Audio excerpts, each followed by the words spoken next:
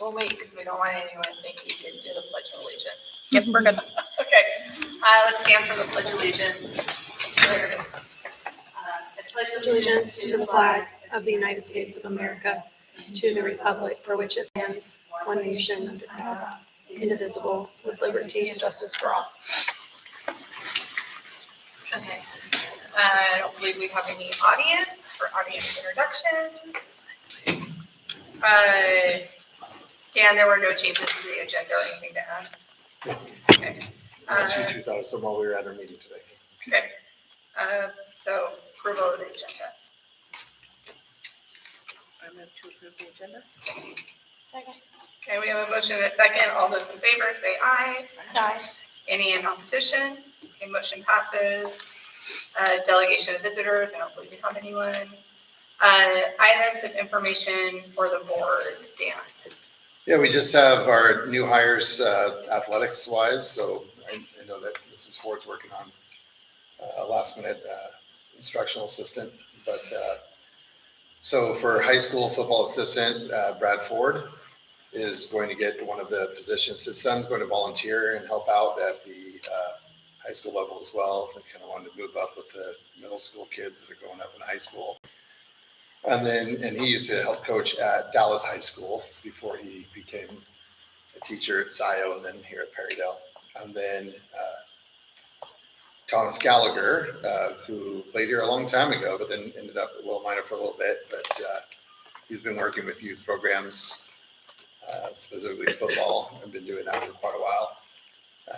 I know as a player, it was kind of like having a coach on the field. So glad to have that experience.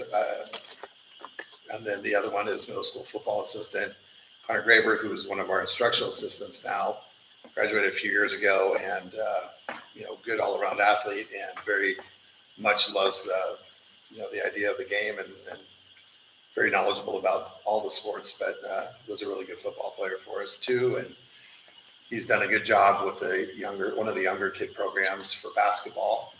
And his aspirations is to become a PE teacher and be a coach. And so I think that this is a good opportunity for him to continue to learn the different aspects of the coaching with various sports. Both those two people will be working with the two coaches from Amity. One of those being Joel McGill, who I talked about before. And Joel has a plethora of experience at the high school level, and coach everything from 5A, 6A, 3A with Amity, and won a couple state titles there.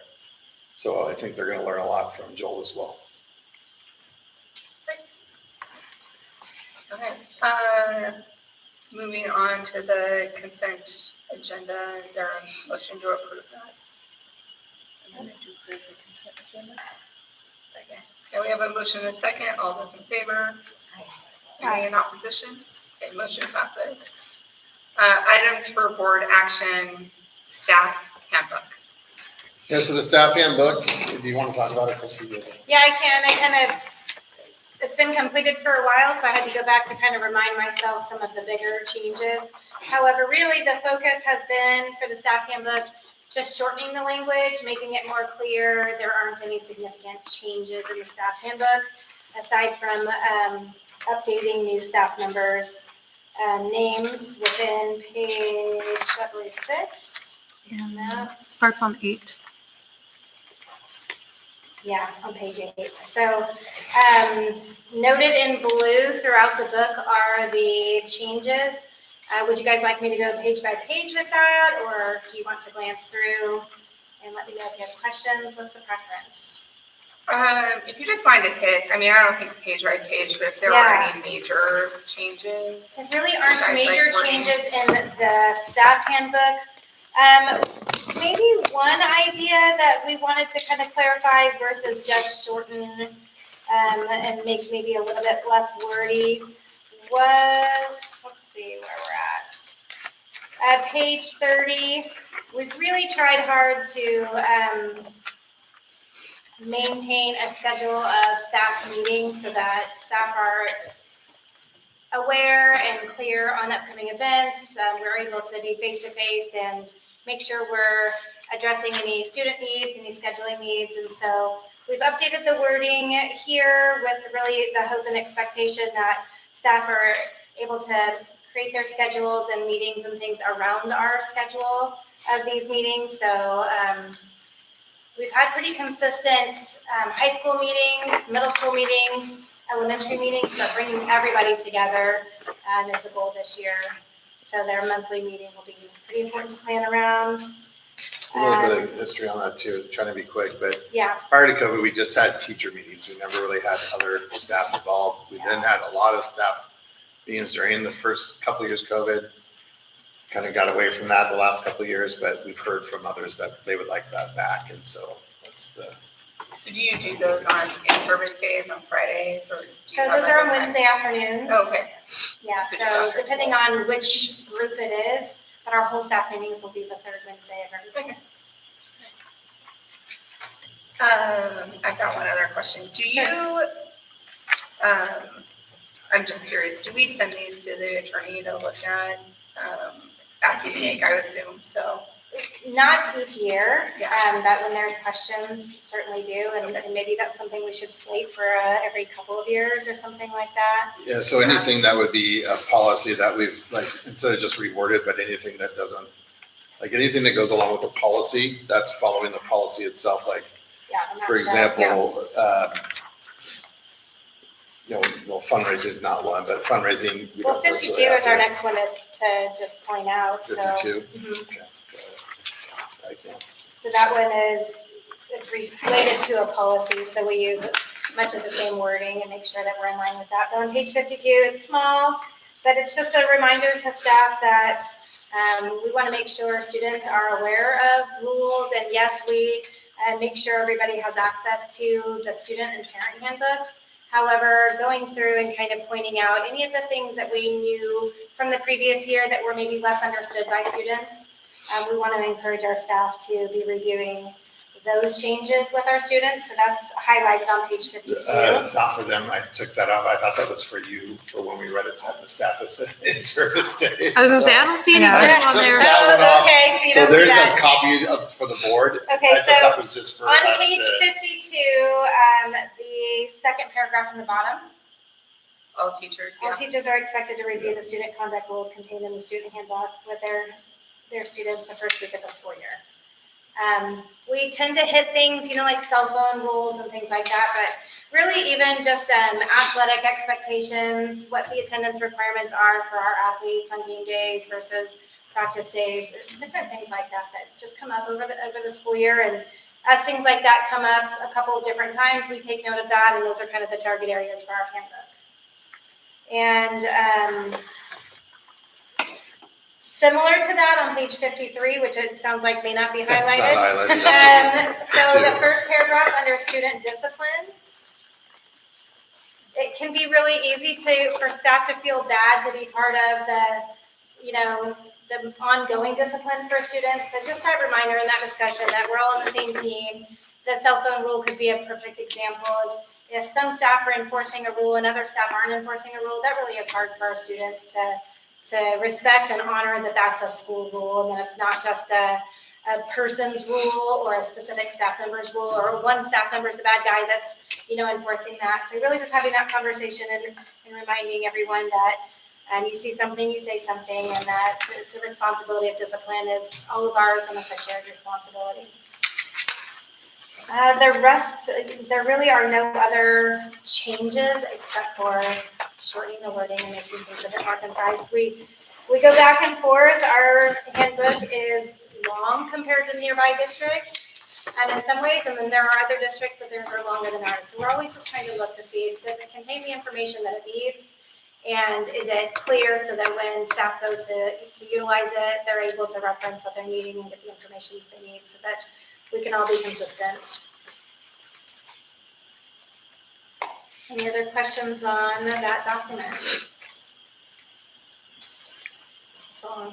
Yeah, I think I think the one that stuck out to me was the harassment, sexual harassment, because it's like a complete, and it's hard for us, like when we don't have the old language to see what changes.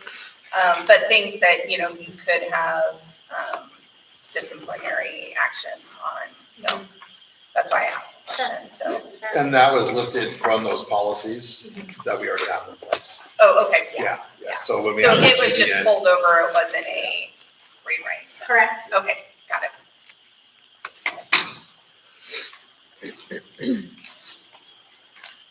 Do we want to do one by one, or do we want to go over both one by one since they're listed that way? Yeah, probably should. Okay, so we'd entertain then a motion on that if possible. For the staff handbook. I'll move to approve the staff handbook for 26-27. Second. Okay, we have a motion and a second. All those in favor? Aye. Okay, any in opposition? Okay. Motion passes, and then student handbook. Yeah, so similar, however, there were some topics that we went back to revisit to make sure we're clear for our students and the expectations. So my first one to point out would be number 13, or page number 13. And Dan can probably speak to the academic eligibility, but that's, proven to be a bit confusing sometimes for both staff and students. So clarifying those expectations were important this year. Yeah, so with that, with the OFI list, this would be the probation list, that students who, earn a D are considered to be a probation, but they wouldn't become ineligible. That's kind of a warning area, kind of a yellow light, so to speak, when you're looking at a stoplight at the traffic or at the intersection. But when they have an F for 2 or more weeks in a row, then they're ineligible. We update that list every week, middle school and high school. It is just for middle school, high school students. And that is multiple activities. It's not just athletics, although it impacts athletics more than other activities usually. Overall, I'd say that it's handy when it comes to helping keep students off that list when they're participating in activities. I think activities are really good for that reason. Again, regardless if it's athletics or if it's FFA or something else. There are some times where there's not an extracurricular, but a co-curricular activity, which is a little bit different. Like if a whole class is going on a field trip, they're going on the field trip, they're all going to go, regardless if they're on that list or not. But we do have, that updated weekly, and then an email is sent out to all of our families who student is on that list, whether it's D or F. Maggie goes through and lists what it's for, and then there's the email addresses for each of the staff members. So that way, right there on that email, so then the parents can go and email their staff member, so they can say, "Hey, notice my kid's doing this." Plus, they have access to the grade book online as well through the home access. And one of the things that we always tell parents as well, or at least I do, and I know some of the teachers do as well, is if you don't remember your home access, obviously the office can help you out with that, but your students always know their password, username and password, how to access their grades, because they're asked to do it quite a bit, especially, starting at the middle school level, they all know it. And so they can go through, parents can, and you can go through their child's password as well if they need to, but we always can help them out in the office. But over the years, I would say the OFI list has been very helpful, but we wanted to make sure we clean that up. I think that when you are not working with the students every week, or you're new here, sometimes that may become a little bit difficult at first with the D or the F and what that is. I think that the athletes understand it pretty well, that they know that if they have an F for 2 weeks or more, that they're ineligible. All right, and then moving to the very next page, 14. The next couple of pages actually took quite a bit of work. We went back and forth to the drawing board, just making sure we were clearly on the same page. Focusing on, of course, their attendance requirements, their prearranged absences, and how that looks and what their responsibilities are as athletes to prearrange their absences. And I think over the years, some staff were not clear, and I think students as well over time, do they need pre-arranged for school events, or is it just for when they're going to be gone for an athletic event or a doctor's appointment? You know, what kinds of things warrant that pre-arranged absence? And then what the process is for doing that, what the timeline is for doing that.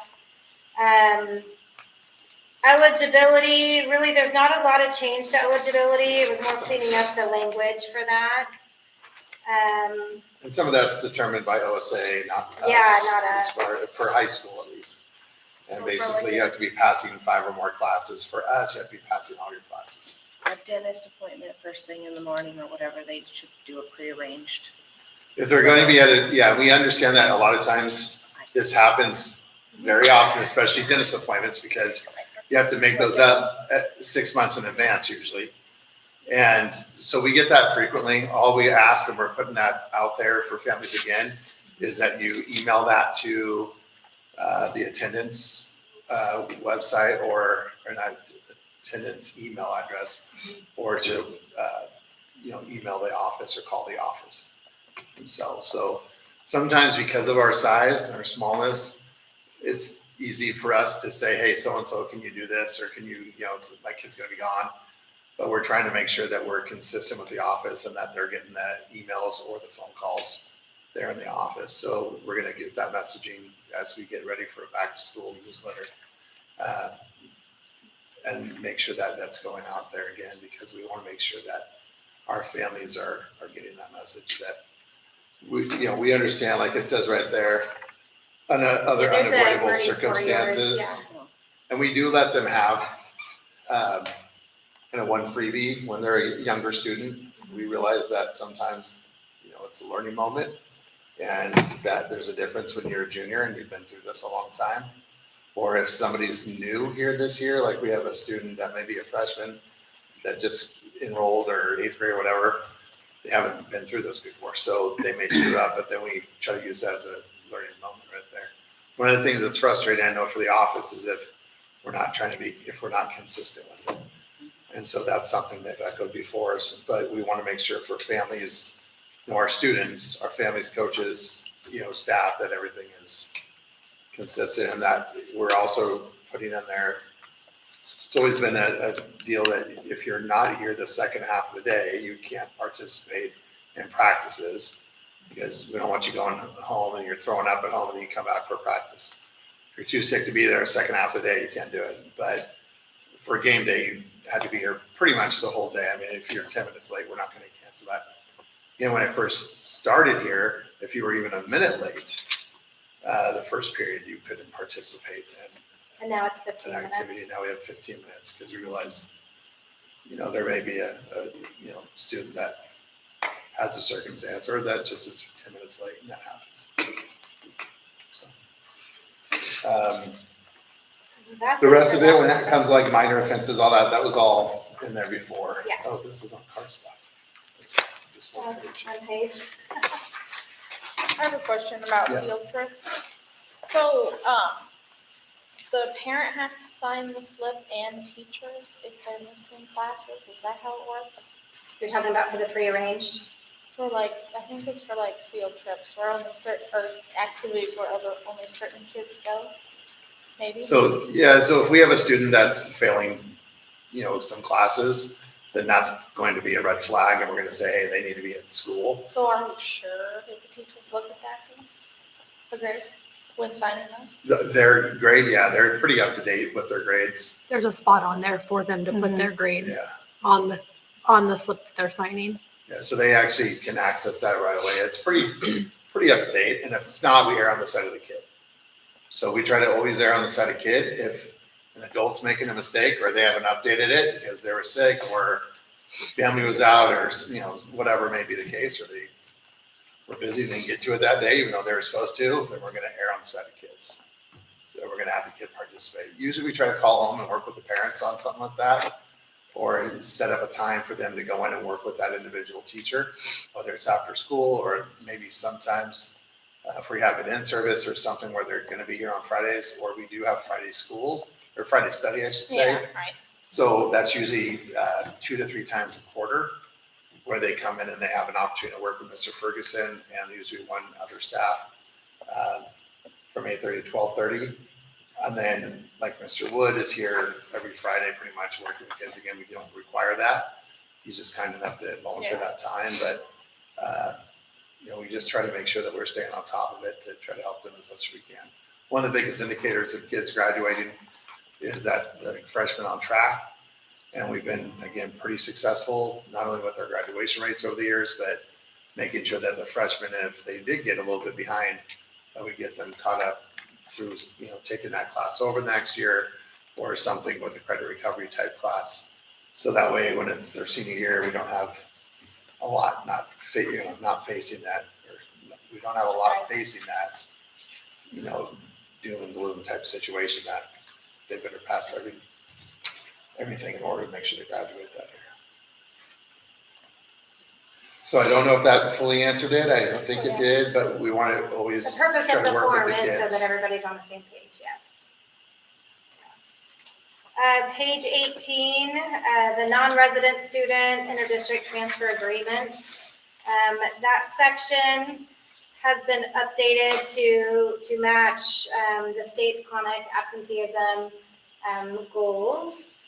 And also, I think that we have found that we wanted to make sure things were more clear, that students on interdistrict transfers were expected to maintain attendance of 90% or higher. And then the third one down is the next one that's pretty important, is no more than one minor suspension during the academic year. And really, there's a process, and we want to make sure that families remember that there are some additional sort of guidelines for our interdistrict transfer students. Some minor suspension.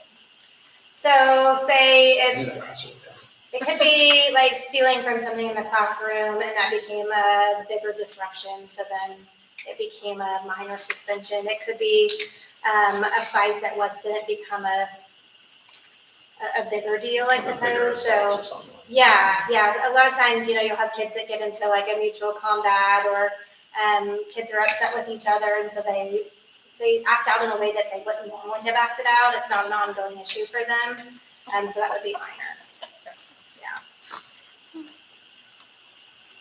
Now, if a student is also on an interdistrict transfer, so oftentimes we look at that instead of possibly expulsion as well, or instead of suspension. They would be suspended if they came back, like if they moved in district or something, but they would go ahead and be sent back to their other school district. So let's say that somebody was, passing out illicit substances, then they would go ahead and, when they're out of district, we'd send them back or say, okay, you were taking away your interdistrict transfer agreement because you're not meeting the two requirements the state says we can boot you for, which is your attendance and or behaviors. You cannot do it for grades anymore when, again, before they change it to the lottery type list, you could also utilize it for grades. So grades, grades slash academics, attendance or behaviors. Now it's just behaviors and attendance. So with that, if a student was doing something like that, we would probably look at doing an interdistrict transfer revocation, because then they can't come back for a full year. And that's if there was a space available. Whereas if you expel them, they could come back possibly after 6 months. Weird, isn't it? That is weird. Yeah. It would be in an alternate setting, but we would, it just depends on the situation. Again, if someone was selling drugs, then we'd probably do an expulsion hearing, just because we wouldn't want to just give that back to like Dallas School District or whatever school district and not have them in an alternate placement. Any other questions there? Do you have attendance problems with anybody? No, we're higher than a lot of districts around us, but we do have a few here and there that sometimes have a chronic absence issue, and it does impact their grades, it does impact their social relationships, and so utilizing some of that policy is helpful for helping these families get their kids back to school more consistently. So was that note in the registration day then too? Yes. Yeah, and I would say, when you compare us with other districts, we work with our friends at the ESD quite a bit on things, and we had a data lady that helped us out a lot, Sarah, until just recently. She ended up switching jobs, but she would always put it in perspective for us because we would see like, oh my gosh, but she'd say, our numbers compared to others, pretty good in our region.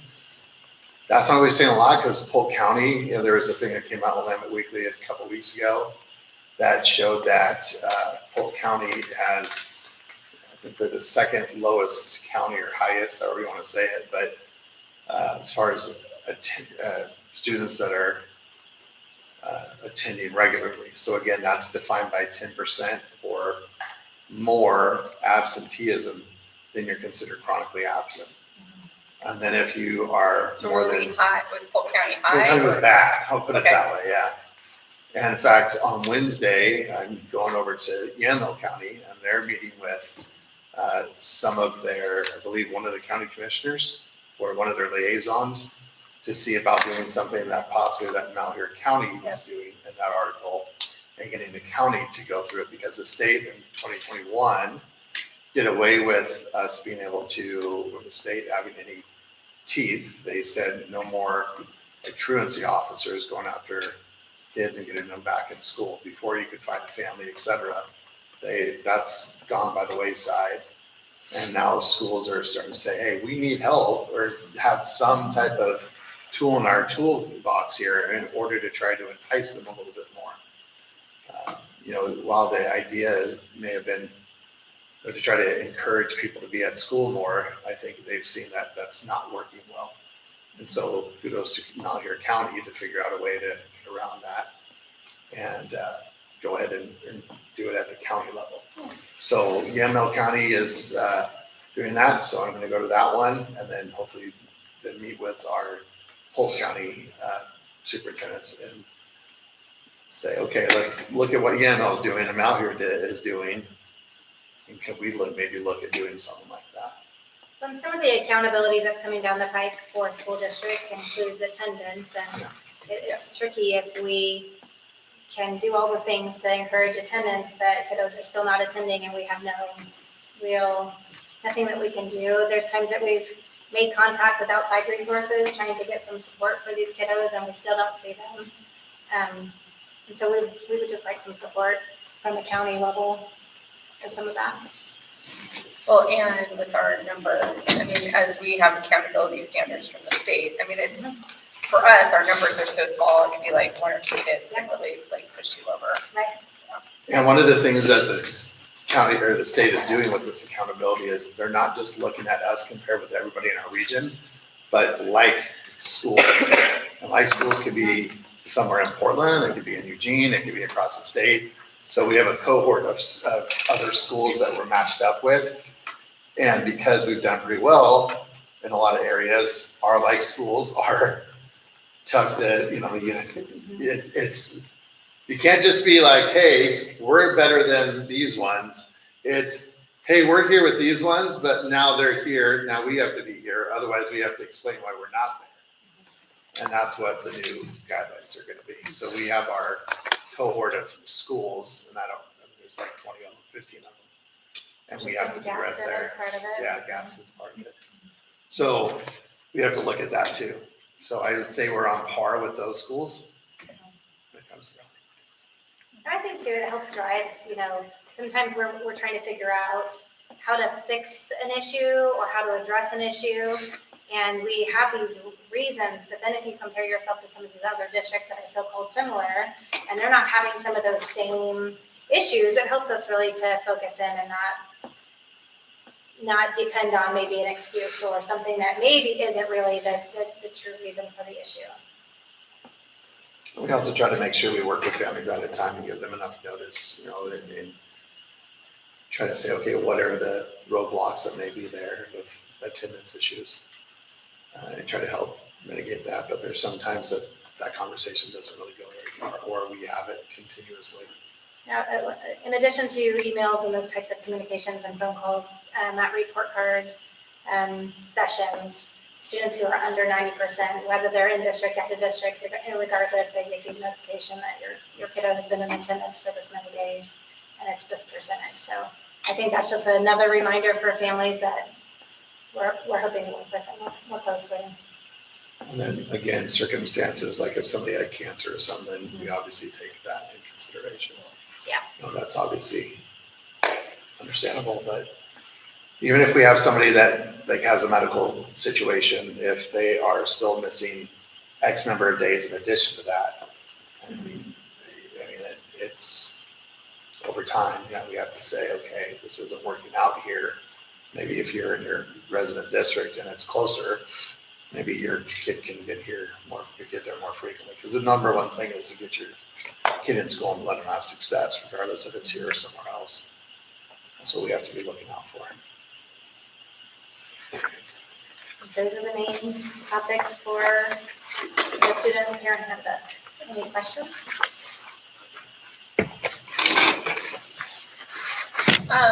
Well, I'll just say this, because there were two people at least that did not know we were supposed to pre-approve doctor's appointments. So maybe just some extra reminders to parents this year, because. And I think if I that's why wasn't we've sitting addressed here, that, is because I that would've- does seem to be a bit of more of a common theme. Yeah. I also feel like if my kid's not pre-arranging, 99% of the time it's because I haven't told them about the dentist appointment because I Right. haven't looked at And- it tomorrow. Oh, that is also And it. we- Yeah. Yeah, I mean, Yeah. speak to. I don't know that I have an appointment until I get a Okay. text Yeah. the day before. Yeah, and we Most know of the that time. I'm sometimes like, that oh, doesn't yeah, happen, that's and tomorrow. we've said, hey, talk to the folks in the morning, the teachers in the morning. Yeah. I can't think of a time where we told a parent off because No. of that, so right. we try to say, okay, yeah, just in the future, et cetera, et cetera. I also didn't know that there was an attendance email. I thought my attendance email was Vanessa. Right. Well, any of them, Well, any of the emails. or Right. Stacy. I Yeah, think so too, you that's get the it. nature of our small school is we kind of connect with different adults to communicate different things, and we're trying to streamline that to be a little bit easier for families and staff to track. Stacy would love to be able to get that information to our athletic director of who's absent and who's eligible, who's not eligible based on attendance. And the earlier in the day, the more accurate, the better. And so if emails are going to multiple different places, she might not have the information that she needs in time. And it was something that we set up and like pushed out, but I don't think we ever like readdressed and reminded people.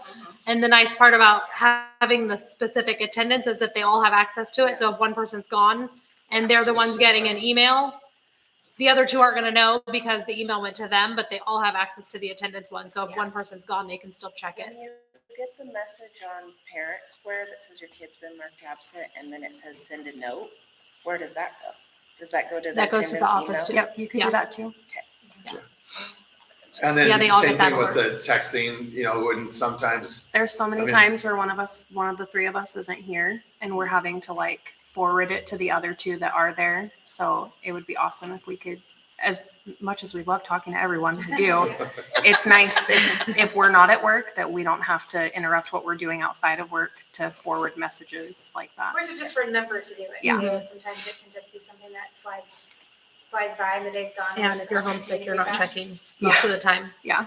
That's it. I know it's in here and every parent gets this, but Yeah. who reads it?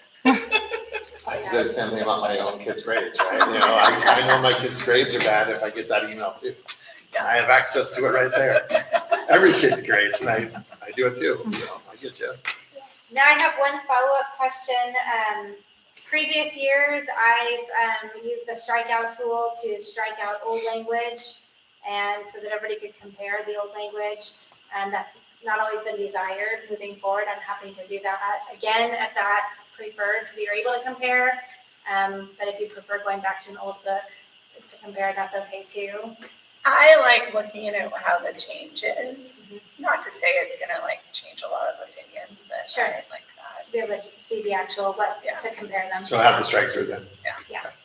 I mean, that's my agree on that. preference. It's just hard, I had the question about sexual harassment, I thought that Like what was it needs to reworded, say. yeah. Sounds good.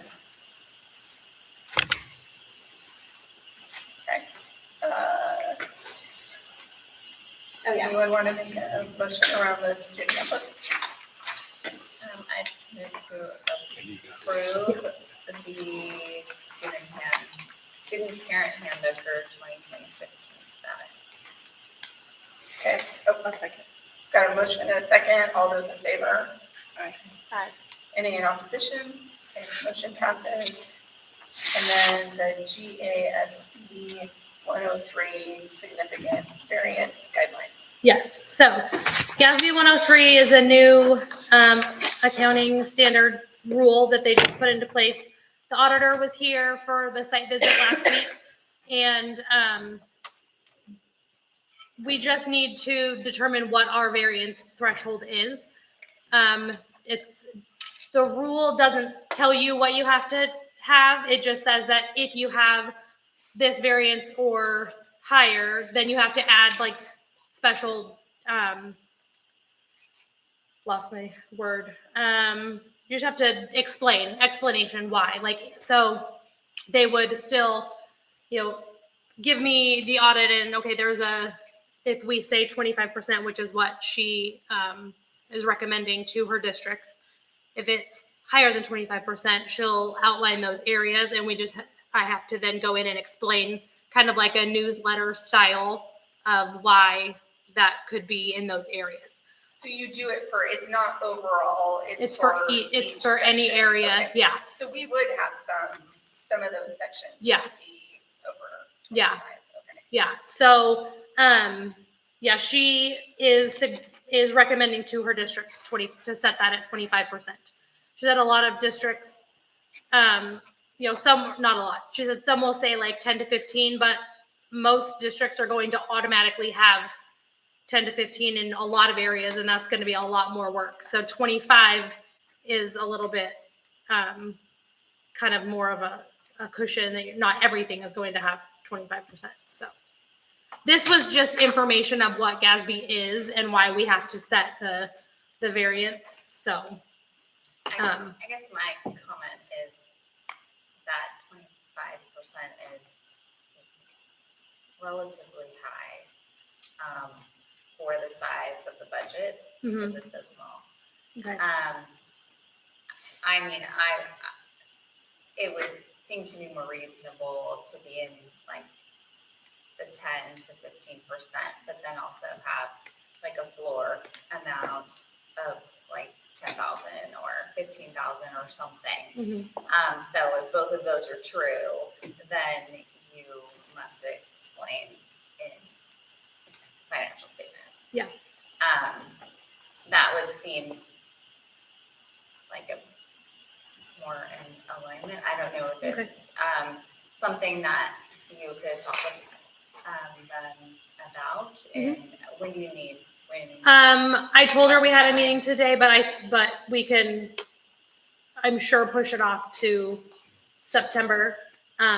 Like this isn't keeping them from working Moving on their forward. thing. Yeah, it's just what information they have to send back to me Disclosure. Yeah.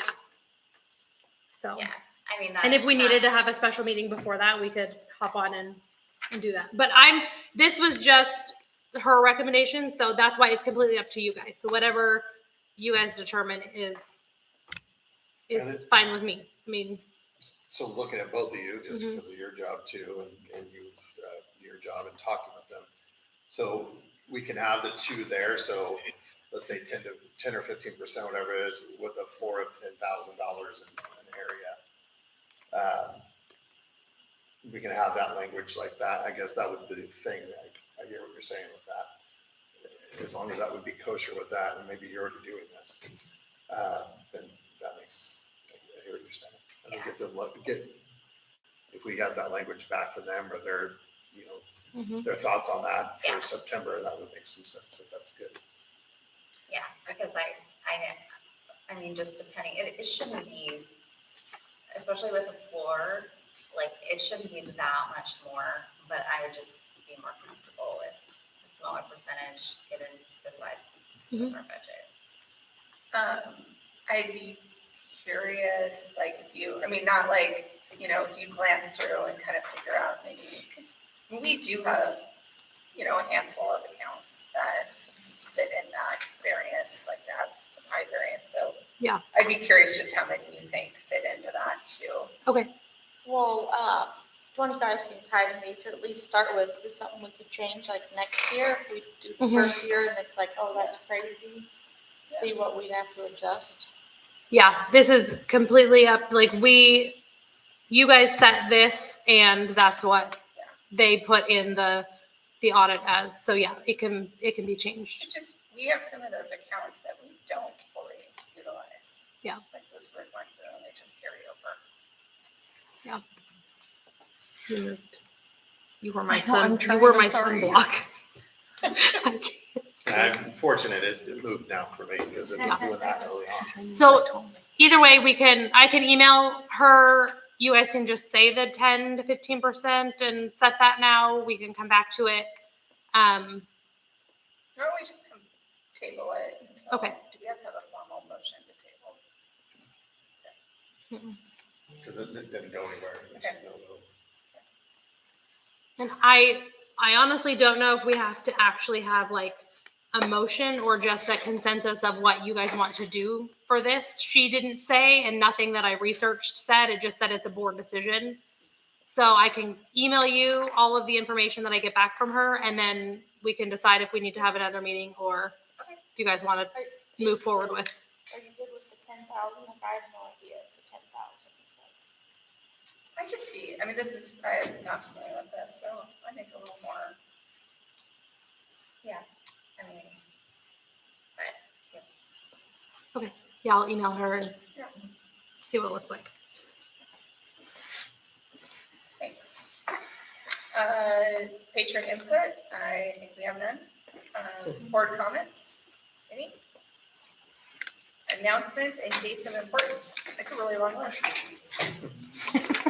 So volleyball and football camp started today, and then we have a summer field trip, mostly with elementary kids tomorrow. We have 45 kids going to the Cool Pool down in Albany. It's a pretty fun place. The kids seem to like it every year. And then I didn't want to reject us 5. Yeah. staff back in the building on the 24th, and first day of school, the 31st, for 1st through 12th. And then kindergarten goes a couple days later after their assessments are on the 31st and 1st. They come in individually, meet with our teacher, and then you see Labor Day and first day of preschool the day after, and Friday is school on the 11th. And again, that's the day that we have service members coming and the recruiter and then also one of our dads here who works at National Guard. We should have some equipment here and possibly the helicopter that night for the volleyball and football games as well. And then we also have the barbecue. Open house that day? Going back and We forth did on if decide we that, yeah, it was that day. that could work that day. So the We didn't 11th is, decide. The 11th We is didn't packed. Finalize. yeah, and that's gonna be the barbecue too. Yeah. The kindergarten assessments, is that based off of Roundup? Or what is the assessment? No, it's, Roundup is really just how do we do school at Perrydale, how do we do kindergarten? So just getting through routines and things like that. The assessment is actually checking to see where kiddos are at in their learning so that the teacher can best meet their needs. So completely separate. So there's a kindergarten readiness Oh, so assessment. they come in. They come in with the family one at a Oh, time. okay, I get it. I get it. Yeah. So they have a one-on-one assessment with Oh. their teacher that day. Another question. The volleyball and football camps, is there any other camps we do? Like any other sports? Or is it just So those? right now, the students that are doing the co-ops with soccer, they're at their practices or camps today. They're really called workouts. It's not mandatory to be part of the season yet. Association year starts next week. So this is all still voluntary stuff, but But we don't do it for like basketball or something? no, because Just because you're already in school? yeah, they have summer basketball where they do. But a for lot the of younger soccer. kids, Sometimes our- sometimes they have the teams will Yeah. put on a camp fundraiser. No, I understand. Just Yeah. not usually right now because. No, but I think she Okay. just means throughout the year, Yeah. just in Yeah. general. Yeah. Yes. Yeah. Yeah, last year they had a summer basketball camp for the boys. And then I think They don't did a do it kiddo in the one, fall? too. Or, I can't What's remember. that? They did a kid one. Yeah, like a little The, kid camp. Usually during 11th the and 12th school grade, I year. think, put Yeah. one on. Oh, nice. Daniel did like some Friday things too, Mhm. like, I can't remember what time of year that was. Yeah, like, It was like $5 to come or. I think we're adjourned. All right, thank you.